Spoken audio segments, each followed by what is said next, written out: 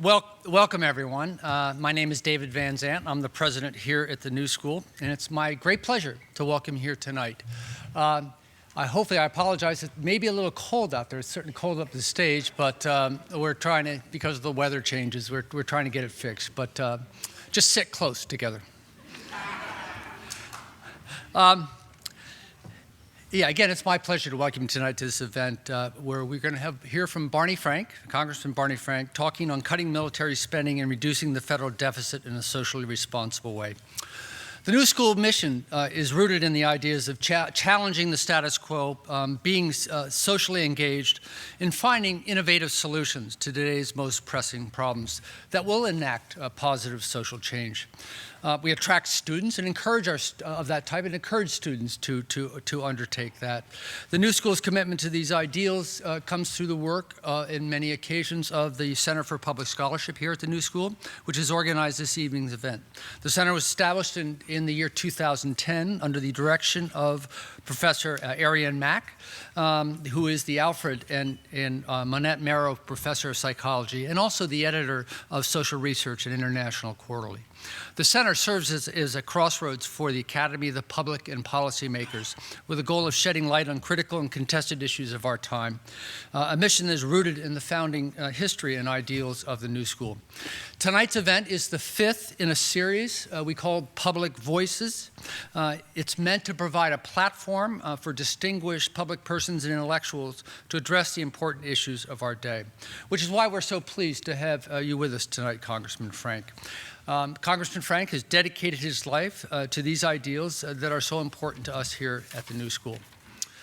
Barney Frank recently retired from Congress after more than 30 years of service, where he, among many other accomplishments, chaired the House Financial Services Committee and co-sponsored the Dodd-Frank Act. He is known as a superb legislator and a pragmatic politician whose sharp intellect and sense of humor has made him one of the most influential and colorful figures in Washington.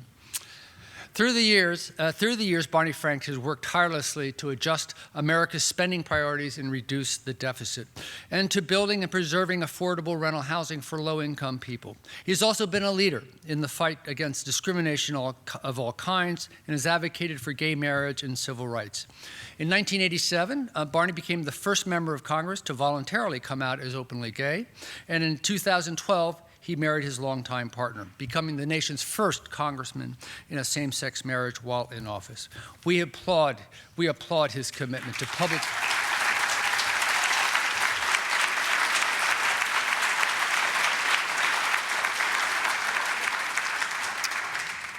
We applaud his commitment to public service, to challenging the status quo, and to finding innovative ways to create positive social change.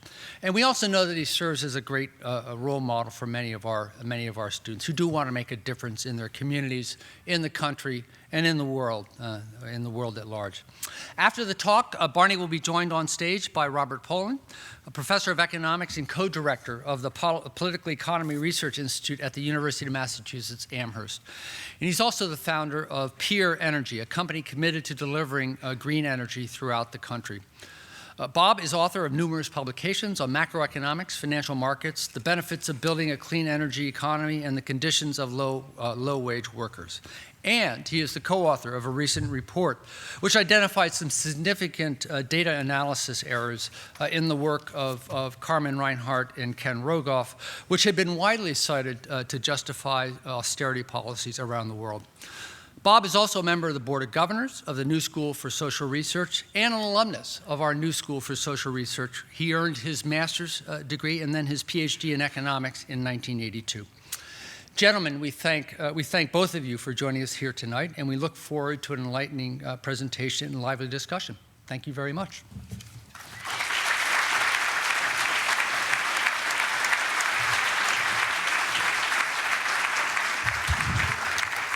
Thank you, David. I am a longtime admirer of the New School.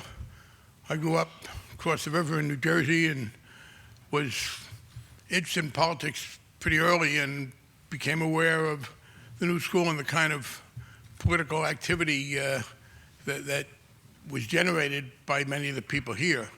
So I'm very pleased to address you today, and especially on this obsession that I have with substantially reducing the military budget. I agree that we have a level of debt which is unsustainable if we do not reduce it. Reduce it, not pay it off. Reduce annual deficits, not balance the budget every year. But there is a cost if we were to keep it going. Two things are important. First, and the work that was cited, Professor Pollin and others, rebutting the notion of some automatic doom that befalls you if you hit a certain level of debt. There should not be any reduction short term. And of course, what's interesting is that America is doing better than most these days, but we're not doing as well as we could have been if we were not trying to reduce the deficit prematurely, also in inappropriate ways. One of the problems, of course, is that the sequester is a very inefficient way to cut, even if you're going to cut, although I do have one concern where I don't think the sequester is living up to its across-the-board neutrality. Having read a few weeks ago that the CIA was delivering bags of cash to Hamid Karzai, I would like to know whether that cash is subject to the sequester. Is he getting 7% less than he was before? But the key point is that this is not the time to be cutting back on the government's role. It is a time when, if the government were just maintaining what it had been doing, we could be significantly increasing economic growth. That applies to the military as well. By the way, an aside on the impact of what the federal government is doing, very important from the standpoint of tax fairness, which I won't be making a major part of this talk, but it's something I care about. One of the last things I did in Congress was to vote to raise taxes in two ways.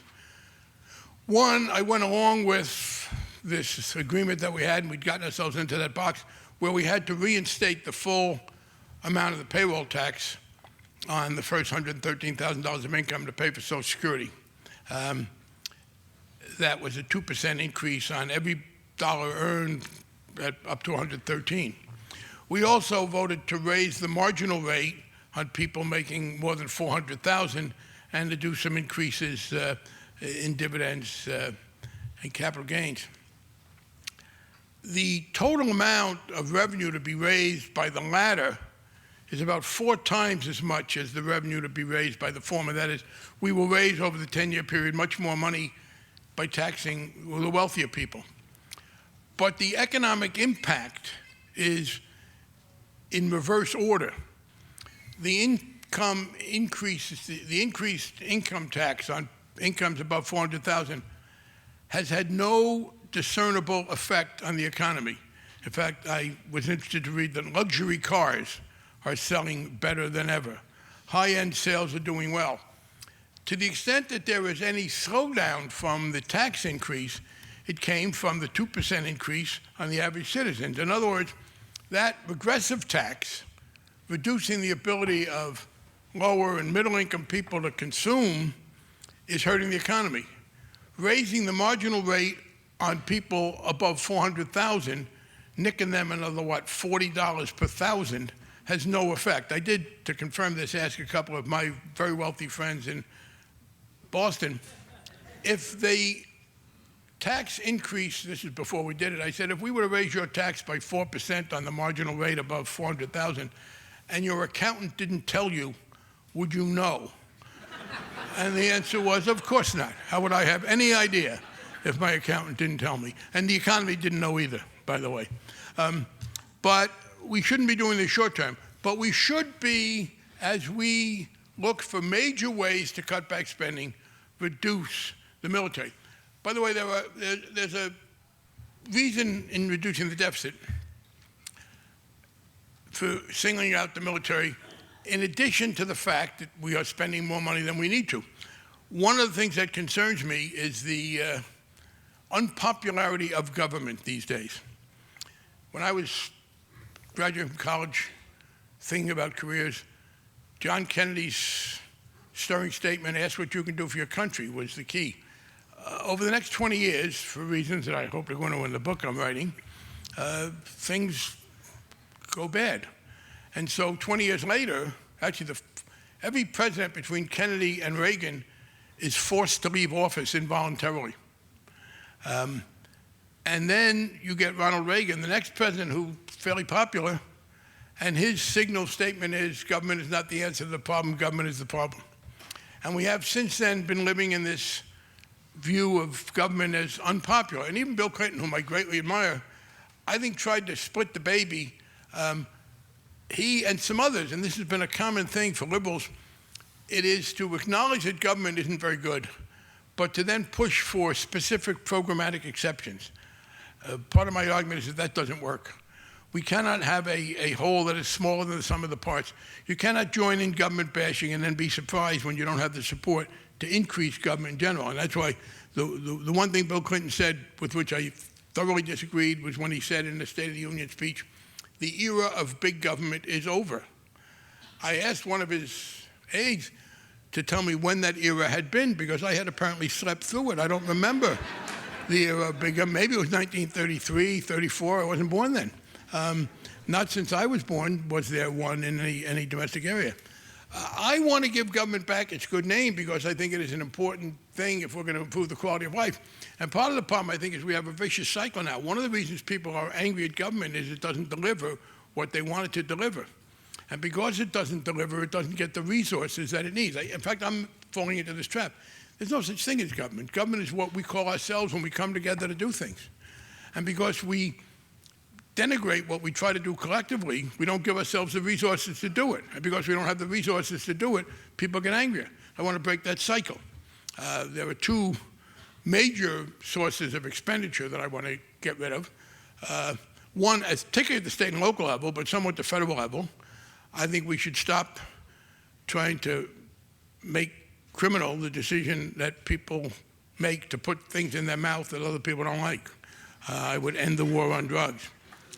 Secondly, we should be reducing the use of the extent and the use of the military budget. By the way, on the side, I want to get back now specifically into the military.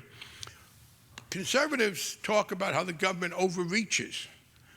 And by that they mean we really can't do much about climate change, and we can't do a lot to alleviate poverty, and we can't effectively provide health care to people.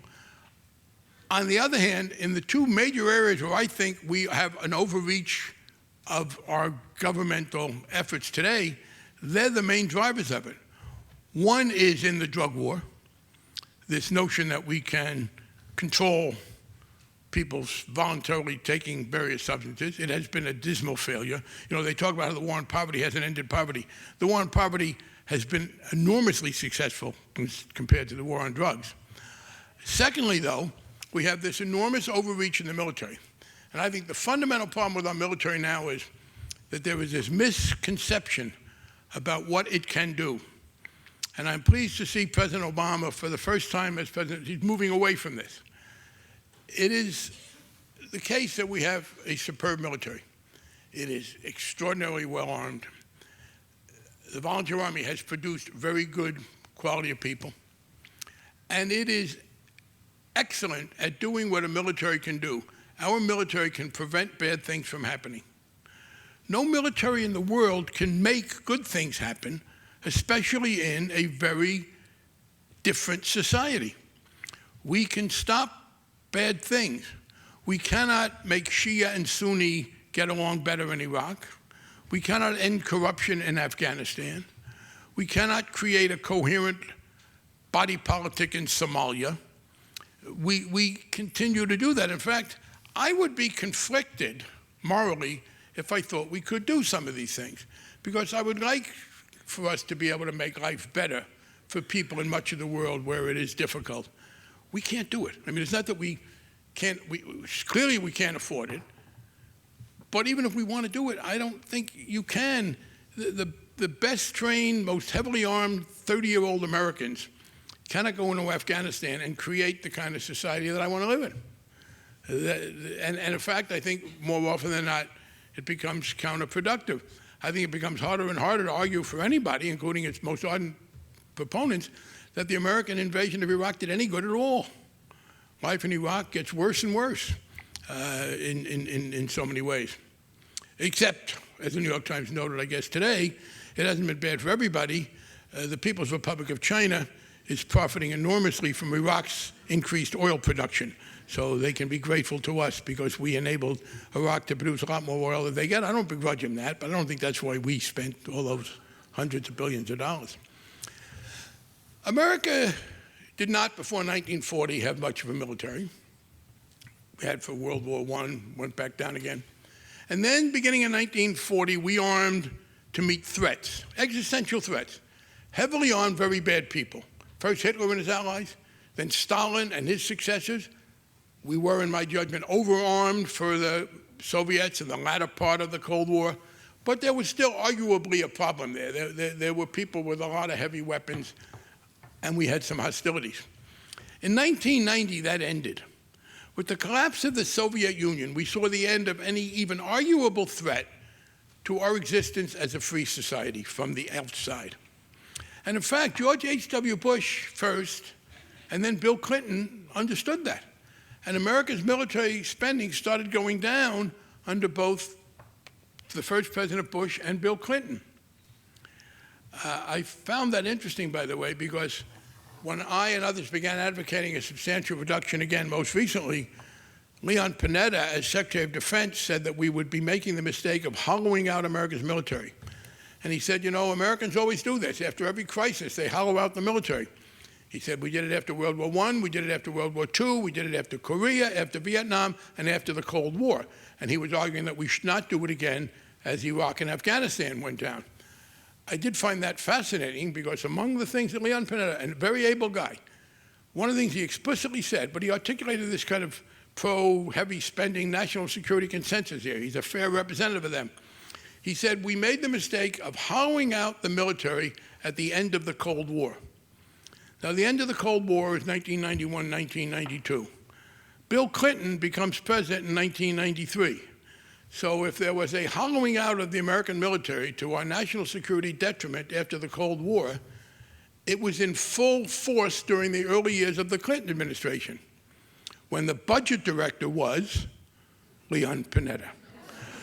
Now, I have said, because I like Leon a lot, that Budget Director Panetta was a lot smarter than Defense Secretary Panetta. And every time I hear that hollow argument, I have defied anybody who makes that argument to show me when in recent years we have suffered. What is it that America should have wanted to accomplish that we couldn't have accomplished? But at any rate, the hollowing out ended. It was going down. It was going down under Clinton. It was going down at a more rapid rate at first under first President Bush. Clinton was continuing it. And then came 9/11. And the neoconservatives in the Bush administration used 9/11 to get the military budget back up to where they always wanted it to be.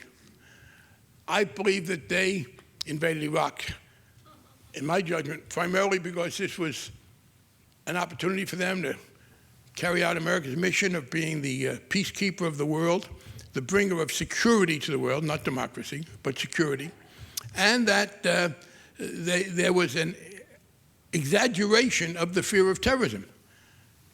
Terrorists are terrible people. I have never read of the death of a terrorist which saddened me. They are very bad people. They didn't just kill a lot of Americans in 2001. Remember, Osama bin Laden butchered hundreds of Africans in Kenya and Tanzania in 1998 because he was so virulent in his hatred of America.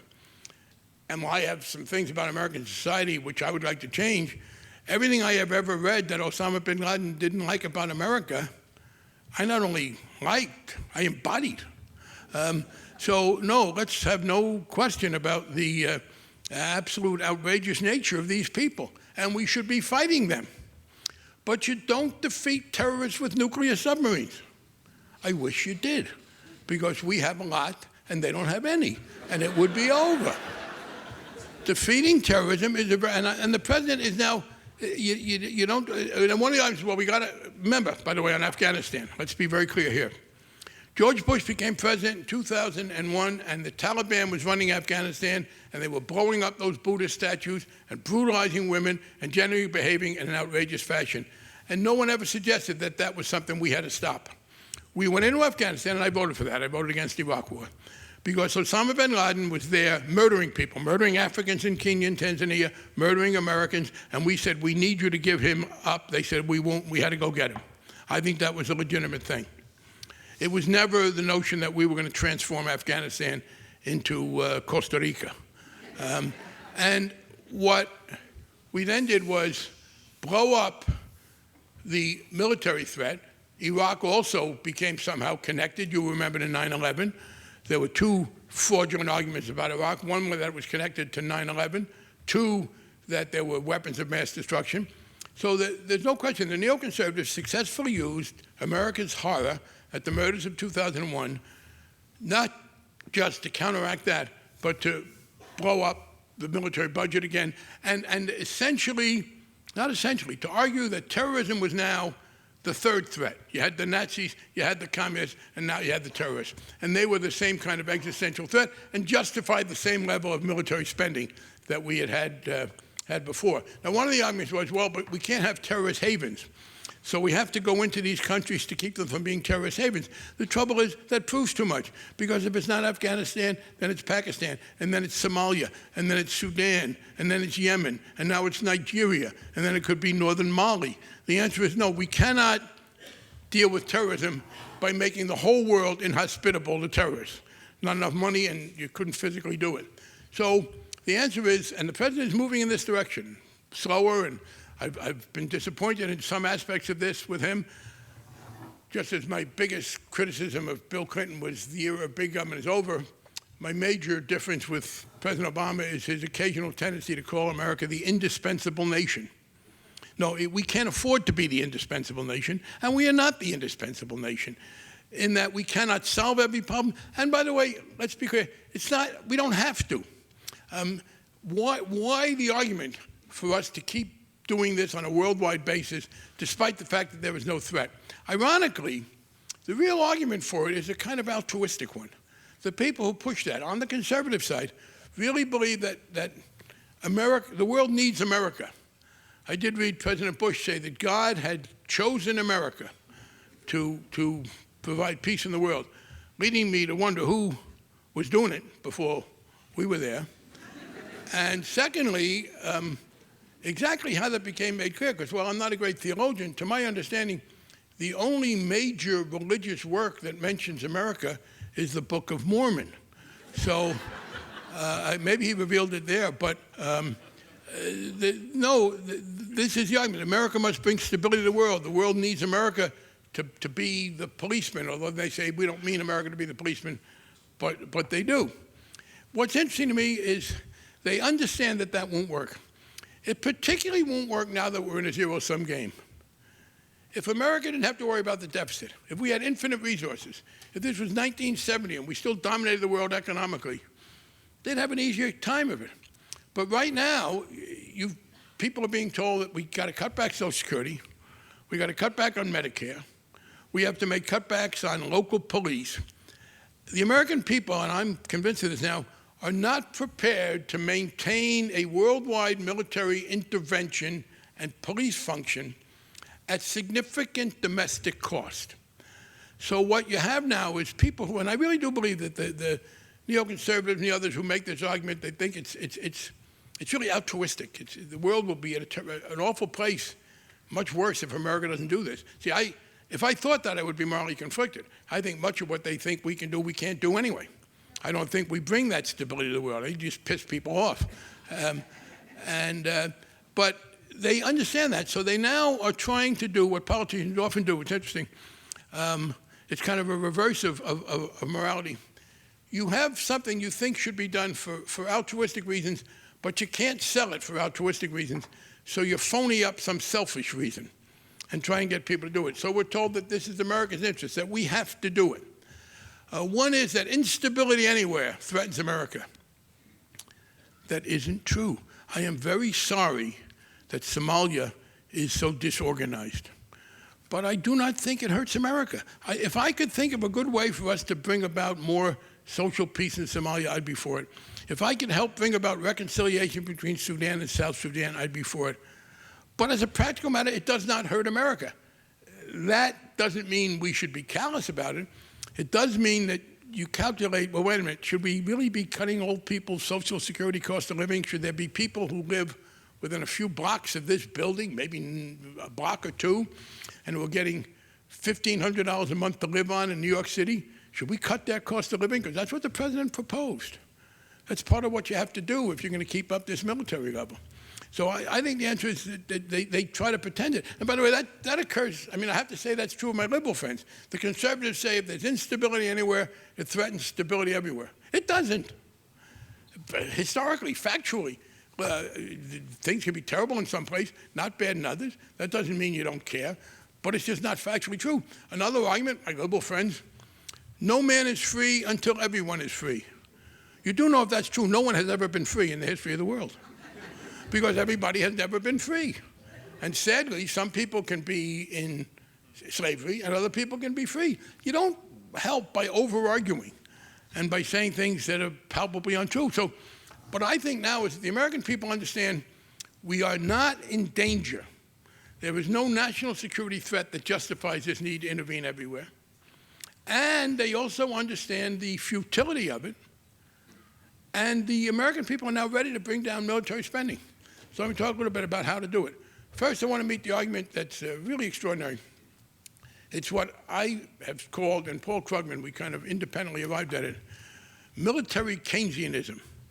We have conservative friends who believe that government spending cannot help the economy, that a stimulus that builds roads and hires local cops and helps build elderly housing and develops green energy, that doesn't help the economy. But the F-35 does, or even more implausibly, troops in Germany somehow helps our economy. The fact is that military spending is, any amount of government spending could have a certain effect. Overall, given a number of its facets, military spending is one of the least efficient ways to promote a broader economic impact, if that's what you want to do. And in any case, there are a lot of ways that we can reduce military spending over time that totally minimize it. Much of the military spending we have is overseas. Much of it is very capital intensive at building things that we're never going to use. And the other thing is this, and I talk about this in Massachusetts, where people say, and people at UMass have been helpful, oh, the Boston Globe falls into this. Well, you know, Massachusetts gets a lot of money in military budgets, and if you cut military spending, you'll hurt Massachusetts. Well, if you don't cut military spending, you're going to cut medical care very deeply, and Massachusetts gets a lot more money, and more good is done as well in medical care than it does in the military. What we can do is a number of things. First of all, we can reduce our thermonuclear capacity. We are still ready to drop nuclear weapons on the Soviet Union, not Russia, the Soviet Union, by missiles, submarines, and the Strategic Air Command. I have said this seriously. I mean, people thought I was joking, but then I saw one of the chiefs of staff say it. We say to the Pentagon, you pick two. We will leave you with two ways to defeat the Soviet Union. I mean, there is no more Soviet Union. There is Russia, it is true. And Russia is increasingly becoming a not very nice place to live. Every day I am happier and happier that my grandparents got the hell out of there. But it's not a threat to us. Russia they were able to win a war against Georgia. Now, I make it clear, they beat the country of Georgia, not the state of Georgia. And I say that because I think, given American military politics and congressional politics, the state of Georgia is so heavily armed that Russia probably couldn't beat it. But it is not a military threat to the United States. It doesn't pretend to be. We're still ready to defeat them in a thermonuclear war. We still have troops protecting Western Europe against God knows what. The average European member of NATO spends less than 2% of its gross domestic product on the military. We spend 4%. We should not be pretending that we have to defend them. And I will quote again something that my favorite thing to quote in the Wall Street Journal. I don't regularly read the Wall Street Journal, but when things are going bad for the right wing, I like to read it and gloat. So I read it on the day after the election. That was a fun week. I also listened to Rush Limbaugh complain that he was being accused falsely of insensitivity to Hispanics as one of the reasons the Republicans lost. And to prove that he was not insensitive to Hispanics, on the Friday after the election, I was listening, I was driving back up to our house in Maine, to show that he was sensitive to Hispanics, he played Feliz Navidad 4 times in November. That was his outreach to the Hispanics. But the Wall Street Journal had an op-ed piece, you could look it up. Some of you New Yorkers will remember you could look it up as the signature phrase of Casey Stengel. And it was an article by a guy who'd been in the Air Force administration under Bush and another guy in the Air Force industry. And he said, we have a serious problem because we are not improving our air power. And American air power is suffering from its success. The article pointed out that the last time any American was injured by a hostile enemy aircraft was 1953. And they said America has totally dominated the airspace in every military combat that we've been involved ever since. And because of that, because no American has been injured in 60 years, and because we have totally dominated the airspace, some people don't realize that we need to expand the Air Force. Yeah, I would say I was one of them. By the way, there's a tendency to say Air Force, but you should understand that the Air Force is the biggest Air Force in the country. The biggest Air Force in the world is U.S. Air Force. But the second biggest is, of course, the U.S. Navy. You have to add them together. Despite that, we are about to spend, I don't know how many, $100 billion, $300 billion on the F-35, a brand new plane, that it has a defect that I think is very serious in a weapon. It has no enemy. I don't think you should spend a lot of money on a weapon unless it has an enemy in mind. And this plane does not. By the way, I wouldn't cut any of these things near term. You can slow them down going further. So I will say, I do want America to be the strongest nation in the world. And some of my liberal friends say that's xenophobic. I will explain to you why. When I approach public policy questions, I follow the philosophical principle laid down by a great 20th century thinker. And some audiences don't know him. This audience is likely to. Henny Youngman. And one of the funniest and truest things he said that's governed me for years in government, how's your wife? Compared to what? That's the central question. Compared to what? So somebody has to be the strongest nation in the world. The question is, compared to what? Who else? Not China, not Indonesia. I mean, if Denmark could be the strongest nation in the world, I would rest easy. I would be very happy with that. But they can't handle it. So America has to be the strongest nation in the world. But we can be the strongest nation in the world much less heavily armed than we are. And that means encouraging, if our European allies feel threatened, let them build up their military a little. China, yeah, there's a problem. I am for I'm encouraging Japan to rearm some. There's nothing genetic about Japanese that says, they're inherently untrusted with weapons. I don't believe the Chinese are terribly aggressive. They do want to have some control over their own coast, and I would not cede it to them. Yeah, I would not want to see the People's Republic of China overrun the democratic nation of Taiwan. I would go to their defense. I would defend South Korea against those malign lunatics in the north. I don't want to see Israel overrun, although Israel has never asked for American weapons. And at this point, with the Arab world in a vicious and sad civil war divided along religious lines, the military threat to Israel has somewhat receded. So there are some places where we need to do things. But Europe should be on its own. In Africa, I believe we should overwhelmingly defer to the Europeans and encourage more among the African nations. In other cases, we do these symbolic things. We just sent 12,000 troops to Australia as part of our pivot to Asia. And we sent 12,000 troops to Australia as a kind of a symbol to, I don't know what, does anybody think the People's Republic of China is worried about 12,000 American troops in Australia? What in the hell are 12,000 American troops in Australia going to do to anybody? But that's an example. And you know how much it costs to send 12,000 troops there? And that's the kind of, the president is moving back from that. And I do believe there was a coalition of non-establishment figures, including many on the left, many Tea Party people, to say, no, America should be the strongest nation in the world, but we're going to go back to where we were under George H.W. Bush and Bill Clinton, we're going to scale back our military so we have a margin of error to defend ourselves. We can be the single most important presence in the world, but we don't have to be stronger militarily than every possible country put together, including our strongest allies. We should not have this policy where we intervene, where we assume, and John Kerry is a great friend, and I admire, and I was very happy to see John be Secretary of State, but I read in the paper that he is now trying to mediate between South Sudan and Sudan. I don't think that that's something America can achieve, needs to achieve, or can afford to achieve, because once you start it, you're getting involved more. So I am prepared to say we are the single most important nation, but we are not the indispensable nation. If China is making friends in Africa, I do not regard that as a problem. We are not fourth graders worrying who gets the most Valentines. Story in the Times the other day that said that Pakistan may be accepting money from China for its energy, which is a rebuff to the United States. Why? So we would have to, either we help the Pakistanis with their energy, or they continue to have energy shortages, which aren't good for anybody, or the Chinese do it. I'm for C. I don't understand why it is a rebuff to me.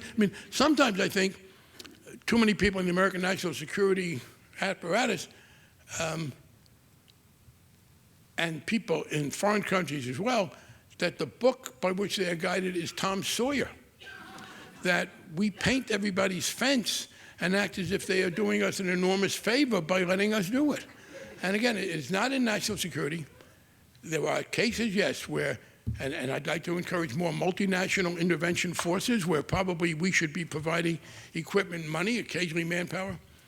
But we need to now say, look, this notion that the terrorist murders of 2001 represented the third wave of a threat to America existentially as a society was simply wrong.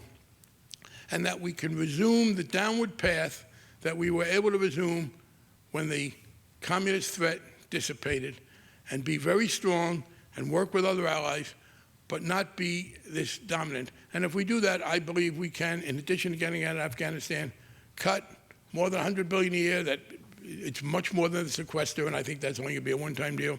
I believe we can cut over $100 billion a year, and not right away. Again, this is not the time to retract. But by a year from now, when the economy is getting better, and scale it back, and maybe even more than that.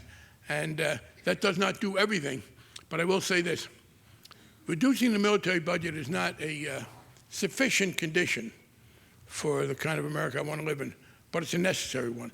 If we do not make orders of magnitude cuts of the sort I was talking about in the military budget, there is no way we will have the combined political, economic impact in America to maintain the quality of life. And once we do that, to get back to my original theme as I close, I want to have the government once again able to take the kind of initiatives that make people's lives better so that they will understand that there is real value in our continuing to work together along those lines. Thank you.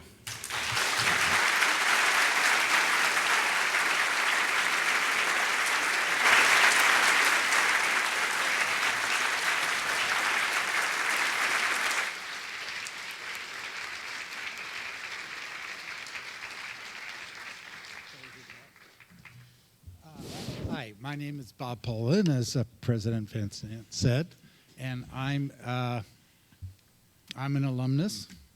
I got my PhD a long time ago here, and I'm very happy to be here. And the format that was given to me was that I would discuss and ask Congressman Frank questions for about 20 minutes and then open it up. And maybe I'll even open it up sooner because having been around the New School, I have a strong suspicion that a lot of people have a lot of interesting things to say. So let me just start with a few. One of the major themes that you lay out, Congressman, is this notion that the U.S. pursues international engagements out of altruism. There's other perspectives that the U.S. engages in international activities, commitments, engagements, military engagements to defend U.S. Power, defend U.S. economic power, For example, in the case of the Iraq War, I mean, Business Week magazine itself, I remember they had a cover that said, it's not just about oil, but ... that it really was about oil. So what do you think about that? I disagree. I don't think Cheney and Wolfowitz, they were the drivers of this. The commercial class has not been in control of American foreign policy. I think it's ideological. Now, I believe, by the way, if they went into Iraq for oil, it was, of course, the most counterproductive thing ever done. I mean, it is clear that the Chinese are getting all the oil. Now, it's true, oil is fungible, it doesn't hurt us. But I don't see any showing that as they carried out this Iraq policy, they were trying to get favoritism for Americans in oil. In fact, I think they traded away some of the economic advantages for the geopolitical. But I believe that what you have, it was the neoconservatives that ran the Bush administration foreign policy, Cheney at the head of it, Wolfowitz, John Bolton, Richard Pearl, and the others. And you say, and I would make this one merger, Bob, you say, well, people say it's not altruism, it's to preserve American power. In their mind, there's a merger. They believe that the exercise of American power is in the interest of the world. They have an altruistic motive for exercising American power. And my answer is, it's not, I don't care whether America is powerful there or not. It has no effect on my life. I really believe they think that, and as I try to read them, and it's frustrating sometimes. There's a lot of air there about what is it we're there. Well, we're the great power. This is our responsibility.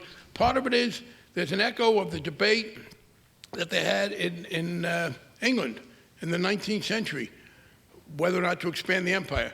It was the people who were for a Great Britain versus the Little Englanders. And I read these things, and I read some of their, they denigrate, even Big Brzezinski, very thoughtful guy, but they denigrate the notion that America should just be concerned with trying to improve our material lives and have more fun and live better. We have to have a greater purpose. And that greater purpose, some say it's from God, others it's I don't know what, but it's the greater purpose is that it's our responsibility to do this. I genuinely believe that's what motivates them. And again, I don't see any sign, as you look at the execution of the policy, that they were trying to maximize American control of oil, and they certainly didn't do that. I believe that this is this mistaken view that the world needs us, and that without us, things will go to rack and ruin. Okay. So another question. You said we're doing the wrong thing in fighting terrorists because terrorists don't have nuclear submarines. How would you deal with it? Oh, I said nuclear submarines are an irrelevancy to it. Right. You don't do it. I mean, I'm saying this. They're not really fighting the terrorists with the F-35s, but there's a kind of a sleight of hand in the rhetoric. They talk about the great threat, and then they talk about the need to build up the weapons. They never quite say that we need these weapons to fight these threats. First of all, we fight the terrorists by substantial improvements in law enforcement at home. One of the things people forget is, you know, they talk about how much we're spending to fight terrorism. The whole Homeland Security Department, the Transportation Security Administration, and we've been fairly effective. There have been fewer outbursts of terrorism and violence than I think many people anticipated. Secondly, I think drones appropriately done are fine. That is, there needs to be a better targeting system. But I think if you have people who are going to commit crimes against us and we can't otherwise catch them, you know, I don't see any difference between killing someone with a drone morally and shooting them with a machine gun. Now, to the extent that they have been too sloppy and not refined that, I am for counterterrorism and intelligence overseas. Part of it is we have to work with governments who want to do it. It's very hard for us to do that if the governments don't want to. Where there are governments that are ready to be supportive, we should be. On the other hand, I reject the notion that what we need to do is to make sure that no country is a haven for terrorism, because there are way too many countries for that to work. So I'm all for the intelligence and trying to combat them and trying to encourage more responsible elements in the Islamic world, where a lot of the terrorists are there, and as I said, kill them in a very refined way to the extent that you can do it. Can you do it with drones? I mean, drones are terrorizing civilian, innocent populations. You can do it. You can do some of it with drones if you use them better. I would say, look, warfare terrorizes civilian populations. I mean, more Afghan civilians have been killed by firepower than by drones. Of course, many more, let's not forget, many more have been killed by the Taliban. And we should refine them. I think drones play a role. And there are other weapons that you use. And the answer is, can you do it? You can diminish it. You can defend yourself some. But it's not an all-out warfare situation. I don't see any place where going to all-out war is what does it. It is a more targeted kind of thing. Okay, I'll ask you an economic question and then I'll open it up. One of the arguments that is made on behalf of the military budget is that it is the one and only way in which we in the U.S. conduct industrial policy.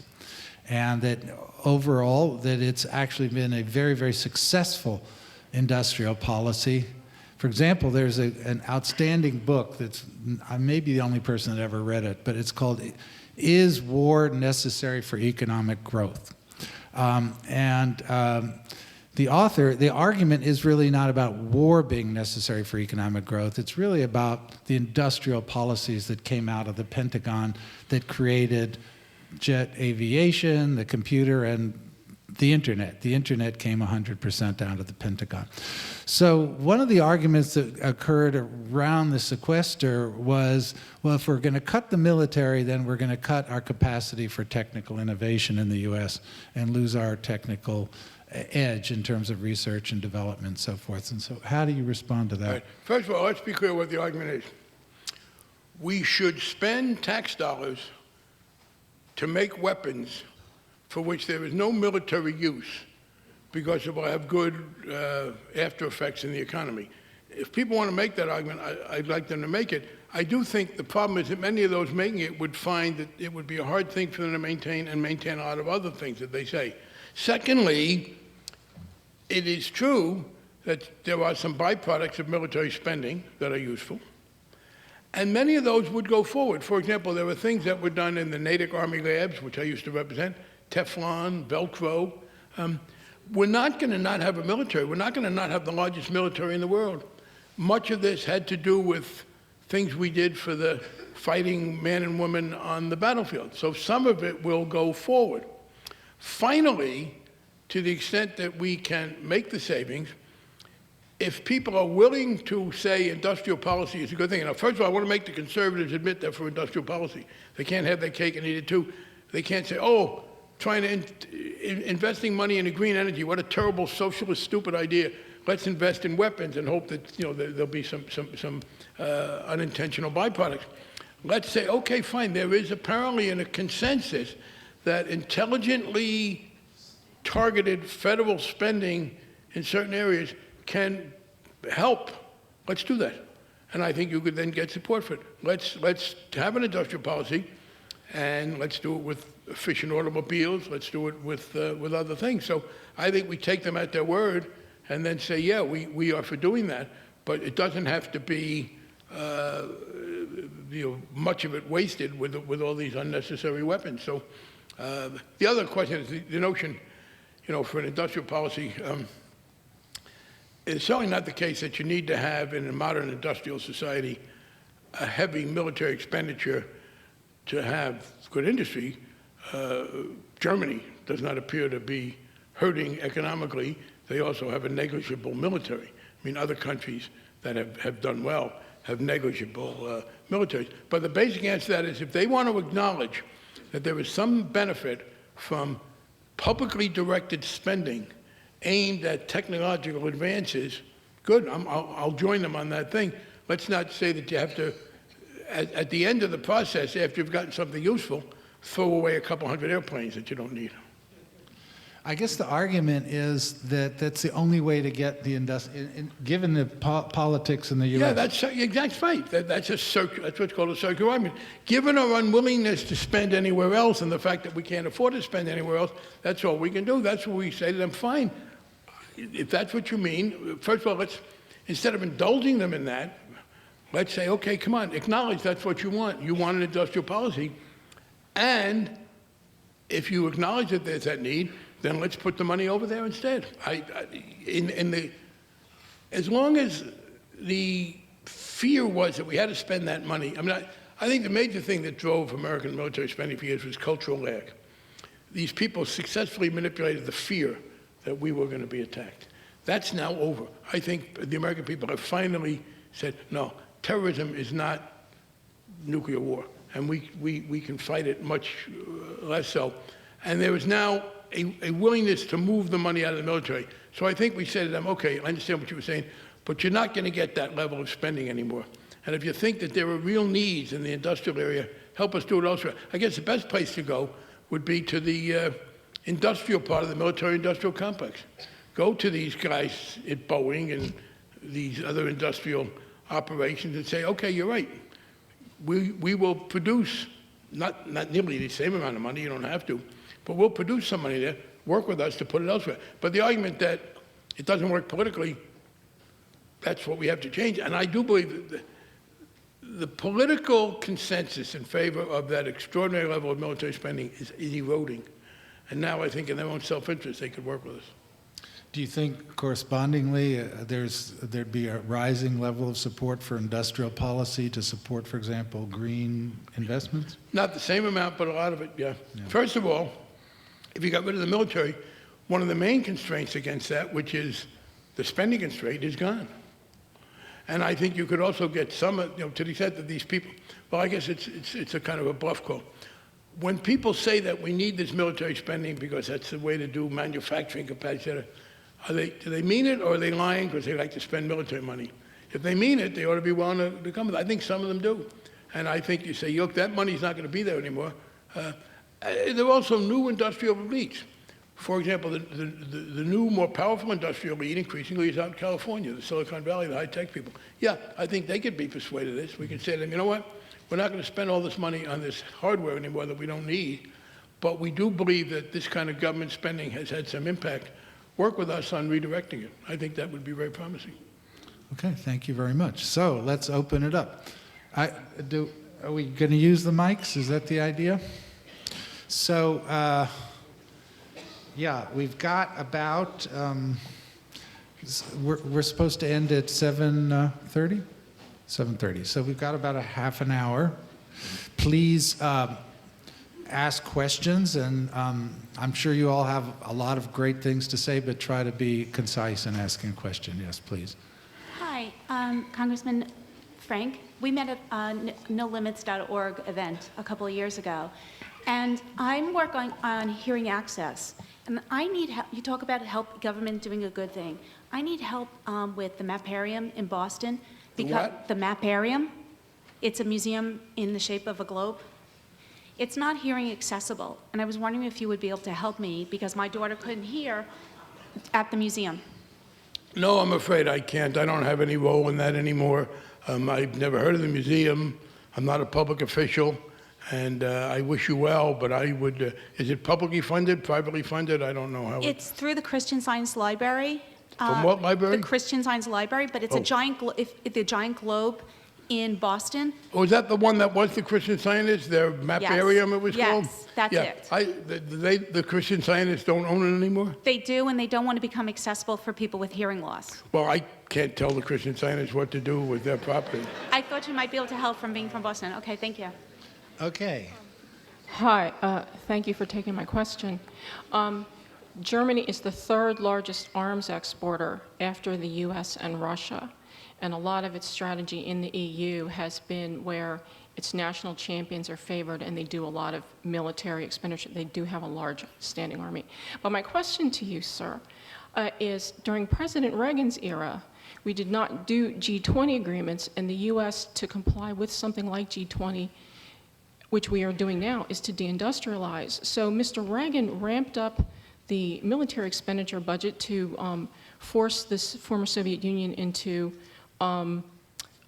quitting the Cold War. So my question to you is why, if we didn't have to cut Social Security while we were ramping up military expenditures then, are we now doing free trade and deindustrializing, and then all of a sudden we have to figure out how to fund a budget for Social Security? So I think the false dichotomy here is that we're doing multilateralism, whereas during Mr. Reagan, and a lot of people denigrated him or whatever. So why would we do that? Well, first to of hurt all, ourselves? America's relative position in the world is very different than it was 30 years ago.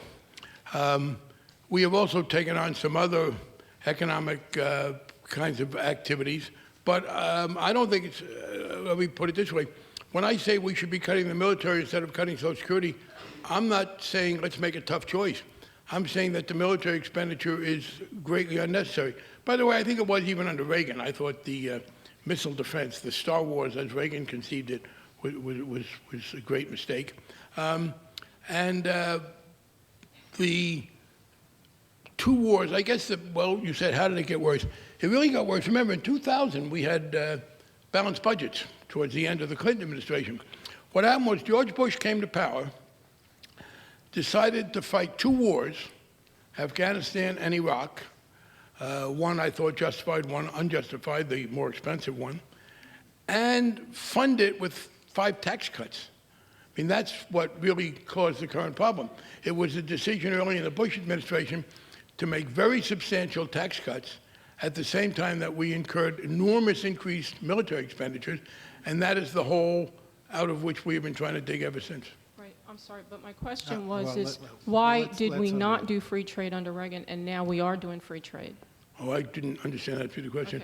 Okay. Reagan was trying to do free trade, and it's actually, some of it is coming out. I guess I don't, Reagan was trying to do free trade. You're talking about the reciprocal Well, trade. they did something with Canada, but where we don't charge tariffs anymore on many of our imports. Well, if you're saying that's the economic problem, no. If that is by no means the reason that we have any financial problem.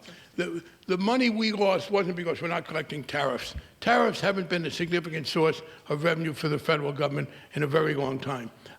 They were in the 19th century, but with the income tax and everything else, tariffs are a way of regulating the flow of goods. They're not a source of revenue. And the revenue problem came when George Bush got Congress to make those enormous tax cuts in 2001 and 2003 while we were going into military expenditures. And I will just quickly abuse my role here and disagree a bit with you on the deficit issue, because even with those tax cuts and even with the two wars, in 2007, before the financial crisis, the government's deficit as a share of GDP was 1.7%, negligible. After the financial crisis, of course, the deficit went up to 10% of GDP. So the source of the real budgetary problems, in my view, was not, though I don't agree with the spending on the wars or the Bush tax cuts, the real source, in my view, of the There I disagree. I think it's just not one or the other. And these things accumulated. The wars were serious losses of a great significance. And you begin to recover from the crisis. The crisis, you get hurt and the money comes back. The tax revenues were more permanently reduced. I mean, the tax revenue losses from 2001 and 2003 are mostly not coming back. The decrease in GDP from a serious recession does come back over a 10-year period. Okay. Congressman, what is your opinion of the court-martial of Bradley Manning, who has accepted responsibility for his actions, and arguably the information that he disclosed may have embarrassed this country but not harmed our national interest? Didn't the public have the right to the information? And what do you make of the decision in San Francisco to drop Bradley Manning as an honorary Grand Marshal of San Francisco Pride? I agree with the decision of the LGBT community in San Francisco for this reason. I do not think it is helpful for a cause to blend it with another very controversial cause. Nobody was asking the people in San Francisco. People may not follow some of these ins and outs quite as much. San Francisco Pride named Bradley Manning the Grand Marshal, then they decided to drop it. I don't think merging two controversial causes is helpful to the cause. I would not have wanted to see the LGBT parade denounce Bradley Manning, but neither should they have, I think, confused the two and basically said, If you don't agree with Bradley Manning, then you shouldn't be a supporter of LGBT issues. I think strategically, that was a good thing. I thought it was an unwise decision in the first place. As to the court-martial, first of all, I disagree. I think he was treated very badly. I think the keeping him naked and all those things was outrageous. I do believe he should have been court-martialed. I do not believe you can have a situation where people in the military unilaterally decide to spill the secrets. There are other ways you do that. You resign as soon as you can, and you be critical. But I do not think that you can run a military where anybody who disagrees with policy can simply decide to ignore the security issues. And there was some. Now, I don't know about everything he put out. For instance, with regard to WikiLeaks, there were clearly things that were released by Assange that were very damaging, that were very unfair to American diplomats, that endangered some decent people who were outed, who were being critical of their own governments. I don't know enough about the specifics of the Manning thing, and I do not think he should be punished with years and years and years of sentence. But neither do I think you can say that people are free to just violate the security rules and take them on their own. Once you do that, I think you are going to run into some problems. You seem to be very worried about debt and deficit. What do you think about the stock transfer tax? And how much money would that bring in? The what transit tax? It's the stock transfer tax. Financial transaction. Oh, Yeah, I'm sorry. financial transaction tax. I'm very much in favor of it if it can be done on a multinational basis. I disagree with the Obama administration because they haven't been trying to negotiate it. I do think you would run into a problem. Well, I put it this way. What I prefer right away is a tax on institutions. The trouble is transactions are more mobile and can move. Institutions cannot. One of my frustrations in the financial reform bill was that when we were told by the Congressional Budget Office that it was going to cost $20 billion to administer it, we adopted a fee on institutions of greater than $50 billion in net worth to have them pay the $20 billion. Unfortunately, we needed 3 Republican votes to break the filibuster, and the 3 Republicans, Senators Brown, Collins, and Snow, refused to vote for the bill until we took the $20 billion off the financial institutions and put it on the taxpayers. I very much regret that. I was glad I kept asking Elizabeth Warren to talk more about it in her last campaign. So I am for increasing the assessment on the institutions. As to the transactions, I think that is a very good idea. I disagree with the Obama administration's opposition to it, but I do think it is reasonable to press. Now, the EU is ready to do it. Yes. And I believe if we in the EU got together, we could put pressure on the British to do it. I do think there is a problem if we do it and the British don't do it. I'll just add a little on that. I've actually done a lot of work on it, and I drafted the bill that it's Inclusive Prosperity Act that's before Congress now on the financial transaction tax. It's true. So 11 countries in the EU, including Germany, including France, and others have endorsed the idea of instituting a financial transaction tax. Great Britain is opposing them. At the same time, Great Britain has itself already has a financial transaction tax on stock transfers. So Great Britain actually has the largest financial transaction tax operating in place, though the current government wants to get rid of it. The other point on the fact that you can transfer, I think there's actually an easy way to force people to pay the tax, which is certainly in the United States, which is if you do not pay this small transaction tax, then you don't have legal title to the asset that you purchased. So you don't have any protection under the U.S. legal system. Therefore, every Wall Street trader, in fact, every trader, I would argue, every trader anywhere, in order to maintain legal status in the United States will pay the tax. So I don't actually see that. Well, I disagree with that. First, I think when are you going to agree with me on one thing? I'm from the new school, so you should give us a little support. When the question at this point the notion that it will easily be enforced, frankly, I wish a lot of these things were more easily enforced. But evasion comes up, and having a substantial number of jurisdictions outside of the transaction tax, and it's not just stock, there are other kinds of things involved. Stocks, bonds, and derivatives. Yeah, Right. and I think you do run into a problem with the loss of business. Now, and I say that because while we were doing the financial reform bill, we were very careful to try and stay in accord with the other entities. I spent more time with the Europeans, the Canadians, even the Japanese, and I think we've been pretty successful at that. There is a danger of the financial institutions playing us off against each other, and I think we should continue to try and work in concert so that you do that. And I think having the tax apply everywhere but England, and you say on stock, but there are a lot of non-stock institutions, your confidence that it's easily enforced, I think, is undermined by the fact that evasions are too hard to stop in a number of other areas there with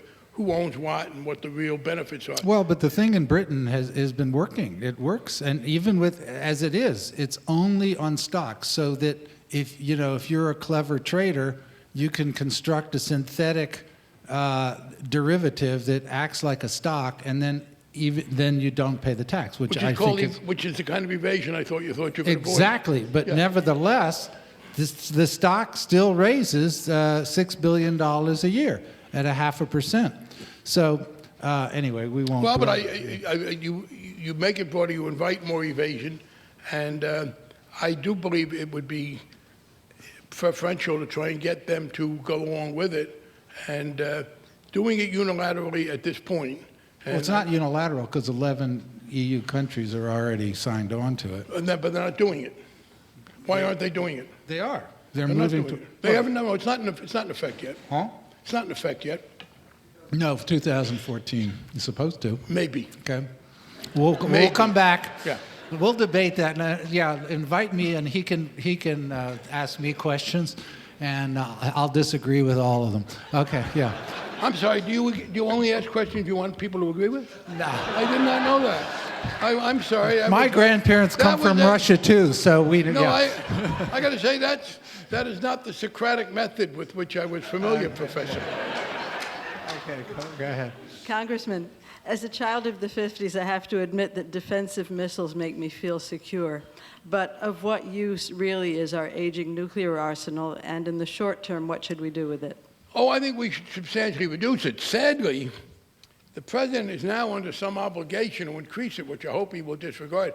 The price of getting the 67 votes you need under the Constitution to ratify a treaty in 2010, the last nuclear treaty with the Russians, was an agreement forced by then Senator John Kyle, supported by John McCain and Lindsey Graham and that whole group, that the president would spend billions more to improve the quality of the nuclear arsenal, a complete and total waste of money. And I'm hoping that he is in the process of repudiating that. I believe we should substantially shrink the nuclear arsenal. Now, we do have this problem. You have Iran and North Korea. And I know there are people who say, well, let's not have any nuclear weapons. I don't know how you go from having them to not having them, how people forget it. But I believe you substantially reduce the number, and you reduce the delivery system. You have the Strategic Air Command, the nuclear submarines, and the missiles. You get rid of maybe the missiles, because the other two do have some non-strategic, non-nuclear use, submarines and planes. So I would reduce one of the delivery systems and substantially reduce the number of missiles by a very significant amount. On 9/11, the military's annual budget was around $340 billion. How much? $340 billion. Yeah. It's doubled since then. So I want to know why, since the military didn't protect the homeland on 9/11, on the biggest attack of this country since Pearl Harbor, we shouldn't be demanding our money back. Because it's not in anybody's pocket to give it back to you. Because It was not something for which the military could do. I don't know why you would blame the Marines because they didn't protect. I mean, I think it was a terrible thing that happened, but I wouldn't blame the military. I'm sorry, you finish, and then I'll go. You go ahead. You understand my point, sir, right? Yes, and I'm responding to it. That is, look, I want to cut the military, but I don't want to belittle them. I don't blame them, and I think in general we do too much of this. When bad people do terrible things to America, I don't want us to start pointing the finger at each other. I don't want us to start blaming each other, whether it was over Tsarnaev or this. The fundamental thing is to figure out how we deal with it again. I don't think that was a failure of the American military. I don't think they were ever supposed to figure out that people were going to fly those planes into there. Now, I do regret the fact that the budget, as you pointed out, went way up. It went way up, first of all, because of the two wars, only one of which was justified. And secondly, because there was a lot of spending in non-war. Remember that the military, it's interesting the way they work it. They have, the military, it's kind of like a lawyer who you have on retainer. The military has a regular budget, the base budget. But then if they go to war, they charge extra. So we were at a point where the base budget was $500 billion, and then the war budget, it's a separate budget, was $200 billion for Iraq and Afghanistan, which is, as you said, double the 340. And the answer was to substantially reduce it. But I would not blame the military for 9/11. Thank you, Congressman, for your wonderful talk. I wonder if you're aware of this idea known as a global Marshall Plan. I belong to an organization called the Network of Spiritual Progressives, founded by Cornel West and Michael Lerner. And this idea is that the wealthy nations of the world would cough up 1% to 2% of their wealth, very small percentage. You could completely eliminate world poverty. This has been introduced by Keith Ellison as a House resolution, and it would really address a part of the equation that hasn't been talked about so far tonight, which is why people hate us. Now, the right wing, they just dismiss it and say, oh, they hate us because they're jealous of our freedoms. Isn't there something deeper? I mean, isn't America, for all the great things it has done, we've also overreached. We've done some bad things. You know, look at Vietnam, the bombings in Cambodia, you know, that were not authorized by Kissinger and Nixon, supported dictatorships in Latin America. Wouldn't some grand idea like the original Marshall Plan really was very helpful? You know, we bailed out Europe after World War II. If there was a global Marshall Plan, so America would be seen as a great good, a force of good in the world, and to help solve poverty. So, because why do people hate us? Why do they hate us? Two things. First of all, I wouldn't worry too much about people who don't like us. What are we, in the 7th grade? I mean, seriously, people can like me, and we greatly exacerbate that. Oh, China's more popular in Africa than us. Secondly, that's mean general unpopularity. As to hate, I do not believe that the vicious, murderous attacks that have come from Islamic fanatics, mostly, not entirely, has anything to do with poverty in the world. Has anything to do with, look, Osama bin Laden hates us because we've been supportive of Israel. He hates us, he said, because there were American troops in Saudi Arabia. I mean, as you read what bin Laden said, that we defiled Saudi Arabia by responding to the request of the government of Saudi Arabia to put troops there. There's a magazine called Al-Qaeda magazine called Inspire, which had an article about how to make bombs that the Tsarnaevs read. In January, my husband Jim and I were sent copies of that by friends because it had a full-page picture of us and the fact that we were married and I'm a congressman as a sign of the degradation of America. That's one of the reasons they hate us. So no, I don't feel guilty that Osama bin Laden and a number of other vicious, bigoted fanatics disliked us. Now, that's not a reason not to do the Global Marshall Plan. As I said before, I would like to take some of the money, if you took a fairly small percentage of what we were putting in the military and put it into alleviating difficulties in the rest of the world, that would work. The likelihood of getting the whole world to do 1% is tough. And the other is, I think you may be a little overambitious. Eliminating poverty is a tough thing to do. We can't, you know, there are social and other conditions. But in general, I agree with that. I agree with the notion, and to make sure that it's not looked like some form of isolationism, we ought to be transferring some small percentage of what we spend on the military into humanitarian efforts overseas. The reason I say not alleviate poverty is this. Humanitarian efforts are easy. You can get food to people, you can get medical care to people. Helping create the kind of economies that you ought to have. It's harder to do from the outside. I would be ready to be supportive of it. So I am generally in favor of that. But I don't expect, by the way, you know what? I'd like to alleviate poverty. I don't expect them to like me. I'm not running in their districts. It's okay, I can live there. Thank you. One phrase that hasn't been uttered this evening is cyber warfare. One phrase that hasn't been uttered this evening is cyber warfare.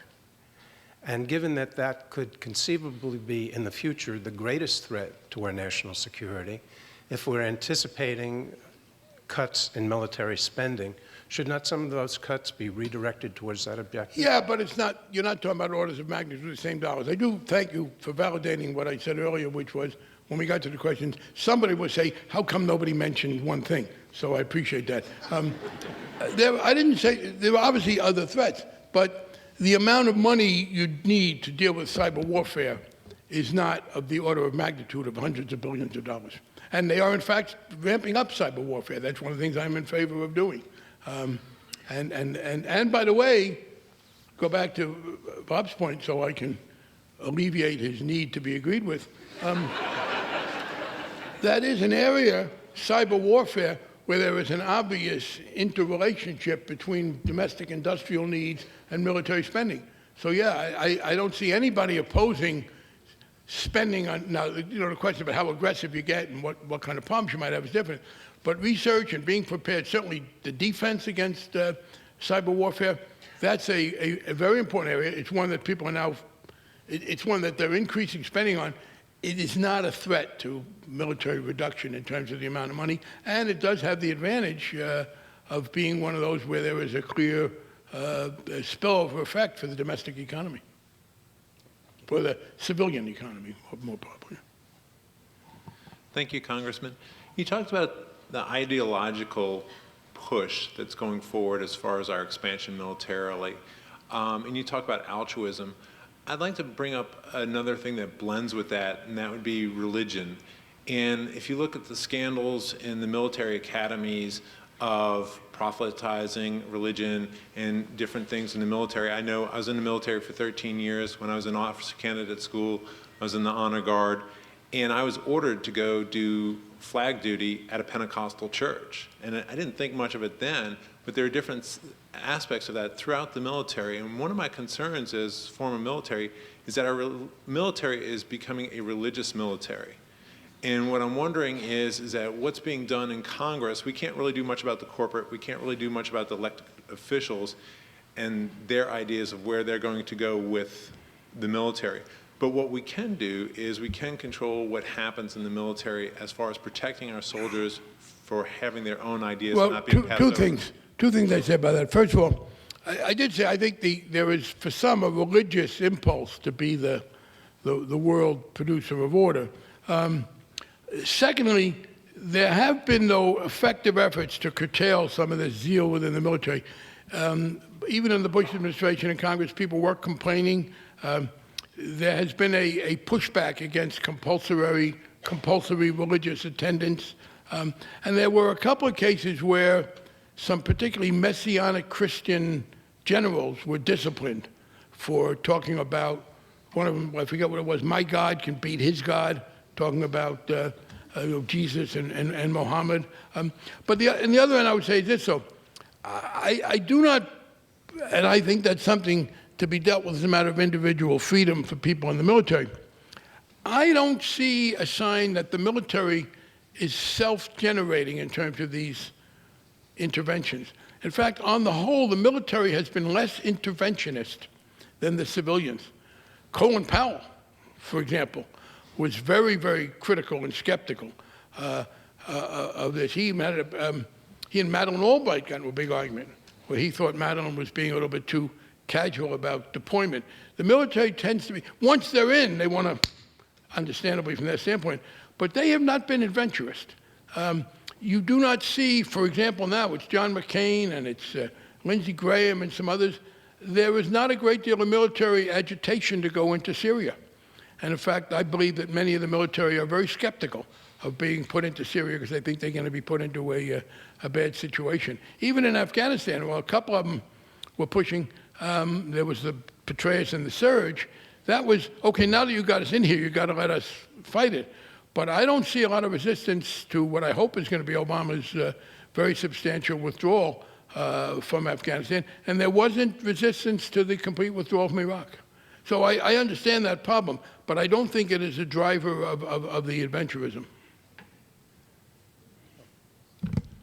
Thank you for taking questions, Congressman. The only question I have about the military spending is that when you try to get a breakdown of where the money's actually going, it's obviously very difficult. And one thing I think the military does do really well is provide the public good of keeping sea lanes open for international trade. How would the cuts that possibly we're throwing around tonight, would that even I'm glad you mentioned that, because it's one of the things I want to address. What is and I know that's one of the arguments they give. I disagree with it for this reason. I don't see any real threat to those sea lanes, but where is the threat to the sea lanes that you're at? Who is going to shut down the sea lanes? Yeah, I mean, outside of Somalia, obviously, which has been tamed down. The piracy, I agree, we should have, there should be an international effort to deal with piracy, but you don't need battleships to deal with I suppose those more punks. over the, Straits of Hormuz, but also the idea of the Senkaku Diaoyu Islands that could flare up. Good. China. Here's the deal. Not just China, excuse me, sorry. Well, the notion that America alone has the responsibility to shut down the sea lanes, I reject. It's a multinational thing. Yes, we need to have the presence to worry about Iran, and that's the Straits of Hormuz. I agree with that. In the rest of the world, I don't see any threats to the sea lanes, and China is the one that is often talked about. What happens? What about the Arctic? I was just thinking of the Arctic with Russia. Maybe that's reaching, sorry. Yeah, what kind of trade is going on through the Arctic? Well, nothing right now, but I think with global warming, I think it's pretty clear it's going to happen. What, trade through the Arctic? But here's the deal. Why do people like the framing of that question? Suddenly it's America's responsibility to police the Arctic. There are a dozen nations in the Arctic, and nobody is now threatening it. But the most important one we have, I understand the Straits of Hormuz through Iran, but then we have the Straits of Malacca. It's mostly, and you said, those islands with the different names in Chinese and Japanese, both of which I mispronounced. I do not believe there is the remotest chance that the Chinese are going to shut down the trade lanes. And they're the only ones who we would have to worry about. Anybody else who tried to, we clearly overwhelm them. And here's the deal. What happens over the trade lanes, the shipping lanes between China and the United States, is that China makes an enormous amount of money.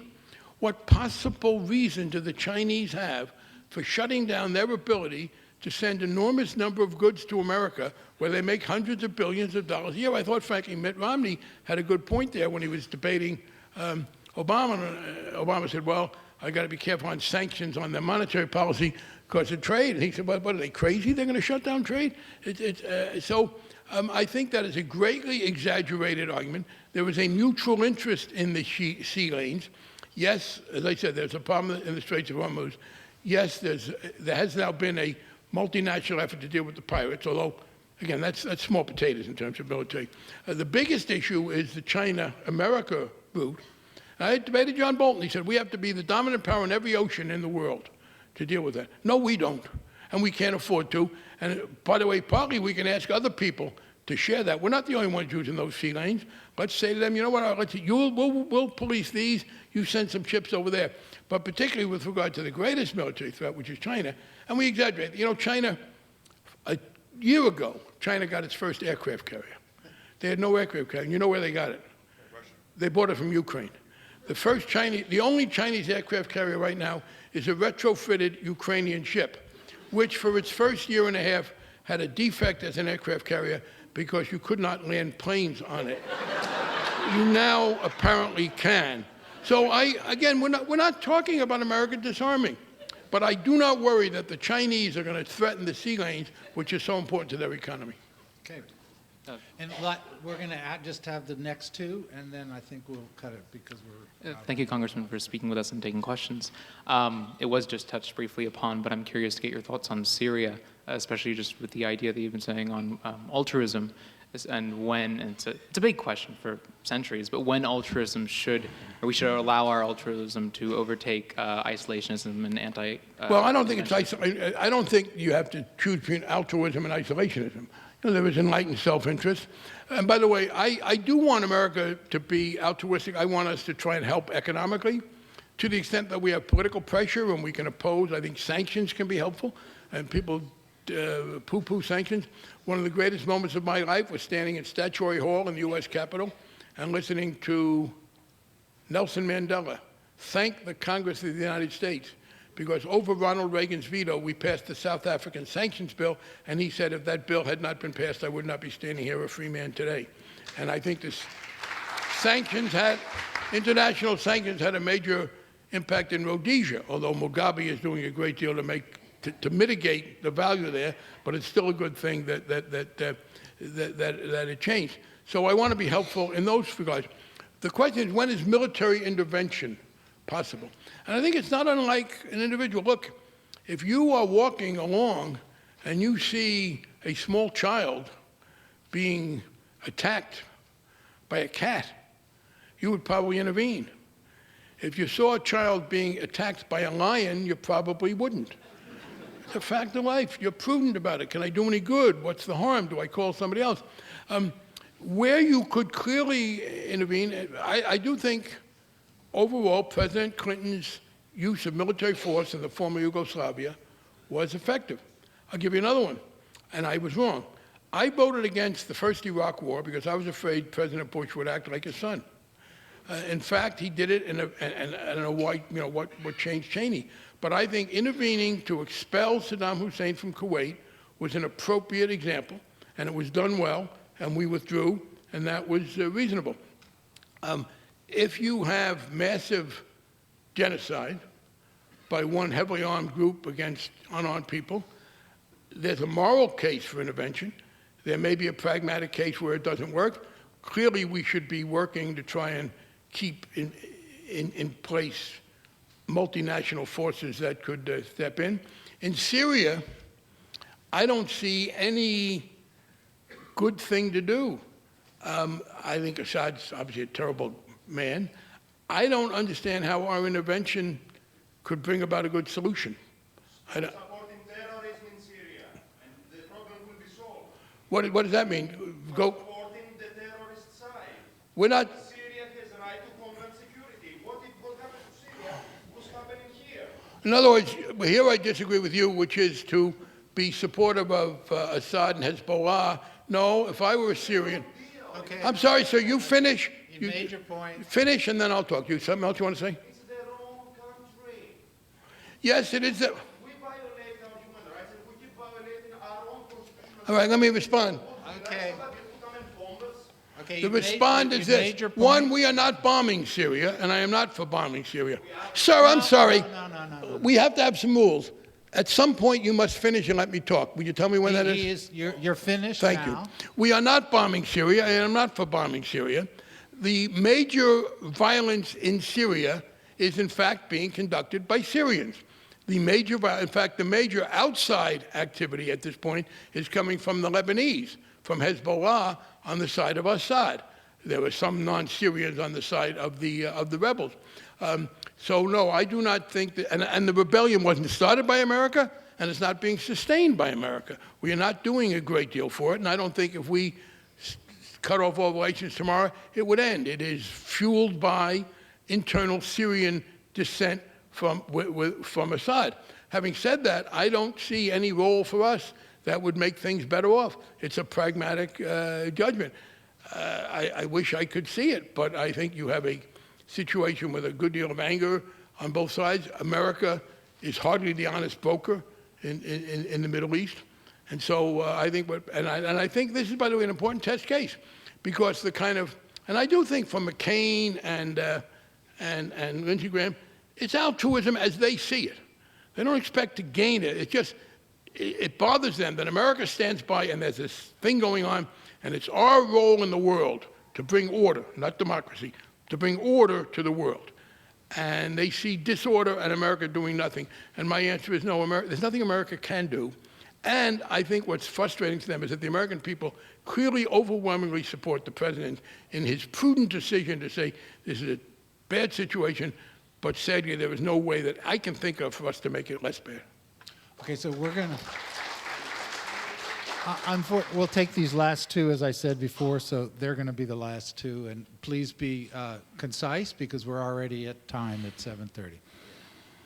Well, it appears that America's inability to cut military spending it appears to be very much a lobbying problem. Can you conceive of any way that we could limit the lobbying power of our nation's biggest institutions and industrialists? I can conceive of ways. Unfortunately, the United States Supreme Court, in its current conservative majority, has said no, but I disagree with you that it's the lobbying. First of all, there is lobbying for specific weapons. There's no lobbying to keep troops in Germany. There is no lobbying to keep on the war in Afghanistan. And in fact, the curve is bent, and it's going down. And the key was this, and I didn't vote for the sequester because I think the across-the-board was dumb, but the conservatives made a concerted effort to exempt the military from the sequester, and they didn't even make a serious fight. I mean, air traffic control is won, but planes lost, and that was very important. The American people, I believe, are now ready to do this.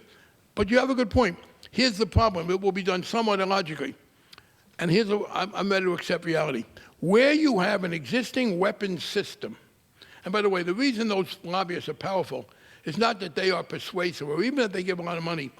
It is that the military industrial people have been very smart, and most weapons are made in a lot of districts, so that a whole lot of people hear from people about it. My answer is, okay, I will concede that most of the weapons now being built are going to be built. Because one of the things you know as a politician, it is a lot easier to stop something from happening in the first place than to stop it once it started. By the way, Jeremy Bentham understood that, because he was a utilitarian, but he didn't want to be, he was for the greatest good of the greatest number, but he didn't want to be a socialist, a leveler they called it then. So this question for him was, okay, if it's the greatest good for the greatest number, how come it isn't always better to take from one and give to the other until they're equal? And he said, because the pain of losing something is greater than the benefit of gaining something, which is true. So what I want to do is this. Well, I accept the fact that we have to fund these weapons, but clamp down on the newer weapons. That's fine with me. I don't want to cut the deficit right away anyway. And I think you can choke that off by not having them. And here's the final thing. Somebody else said before, well, we don't know what the military is doing. It's very hard. People say, well, make them more efficient. It's very hard to micromanage a complex organization from the outside. And as General Dempsey, the chairman of the Joint Chiefs, has acknowledged, part of the problem for inefficiency in the military is they've had an open spigot. It's always easier to be inefficient than efficient. Efficiency is something you do when you have to. And so the best way for us to make the military more efficient is to clamp down on the overall spending level. And they'll figure out pretty quickly how to be more efficient. Okay, last question. Last question. Hi, Congressman Frank. I'm a student in an area in a community with a lot of military men and women, and I've found that anytime you try and have a discussion about the need to reduce defense spending, it's automatically heard as being anti-troops or unpatriotic. And I guess my question is, how do you respond to charges like that against your own argument without, sacrificing respect? Two things. Nobody now serving the American military who volunteered, and it's a service I honor, should be put at risk. We will maintain our commitment to every current enlisted or other personnel. We will not, the thing about the military is you can cut down the end strength, the total number, fairly quickly, because the average tour of duty is about 6 years. So within a couple of years, you just don't replace new people. Secondly, you make it clear that we are not critical of what they've done. And third, and this is the best one, you are not dishonoring the troops by keeping them out of an Afghanistan or another difficult situation. But it's partly the rhetoric, but partly it is you make it clear we will honor our current commitments. We will just not take on new ones. Okay, thank you all. Thank you all very much for coming. Thank you to Congressman Barney Frank. Thank you for the organizers.